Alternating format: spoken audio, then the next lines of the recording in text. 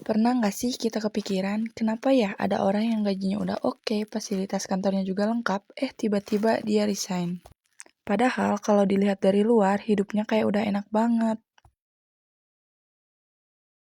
Nah, fenomena keluar masuknya karyawan ini dalam dunia HRD kita sebut sebagai turnover.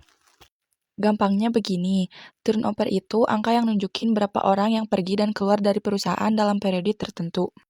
Masalahnya, kalau angka ini tinggi, perusahaan yang rugi harus cari orang baru lagi, training lagi, belum lagi kalau yang pergi itu orang yang paling jago. Terus pertanyaannya, kenapa mereka pergi? Yuk kita bedah pelan-pelan pakai teorinya Abraham Maslow. Maslow punya konsep yang menarik banget soal hierarki kebutuhan manusia. Bayangin, ada sebuah piramida. Menurut dia, motivasi kita itu muncul karena ada kebutuhan yang pengen kita penuhi. Kalau ada satu aja level yang bolong atau gak dapat perhatian dari kantor, ya jangan kaget kalau karyawannya mulai buka-buka link buat cari kerja baru. Kita bahas dari dasarnya, yaitu kebutuhan fisiologis. Simpelnya, uang dapur harus ngepul, gaji yang layak dan fasilitas dasar. Itu wajib. Kalau buat makan aja kurang, ya mana mungkin mereka loyal. Terus naik sedikit ada rasa aman. Di sini bukan cuma soal fisik, tapi soal kepastian. Kontrak kerjanya jelas nggak? Ada asuransi nggak? Di Indonesia, kalau status kerjanya gantung atau nggak ada jaminan kesehatan, karyawan bakal ngerasa cemas dan pasti nyari tempat yang lebih stabil.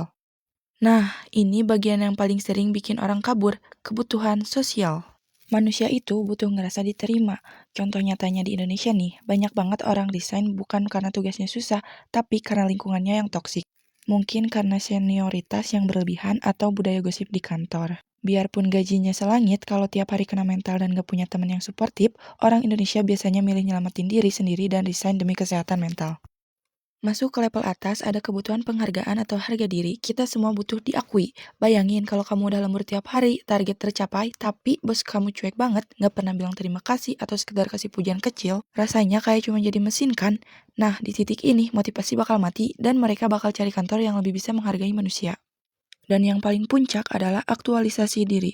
Biasanya ini dialami sama karyawan yang paling pintar di kantor. Mereka butuh tantangan. Kalau mereka ngerasa udah mentok dan gak bisa berkembang lagi, mereka bakal nyari panggung baru yang bisa bikin mereka jadi versi terbaik dirinya sendiri. Jadi kesimpulannya, nurunin angka turnover itu bukan cuma soal ngasih bonus uang. Kita harus paham kebutuhan mereka secara utuh, dari urusan perut sampai hati, karena karyawan yang merasa penuh di kantor gak bakal punya alasan buat pergi. Ingat, masa depan industri ada di tangan kita yang peduli pada kemanusiaan. Jangan cuma jadi bos yang memerintah, tapi jadilah pemimpin yang menginspirasi langkah. Karena karya yang besar lahir dari hati yang merasa dihargai. Saya, Depi Damayanti, bangga jadi bagian dari perubahan semangat berkarya.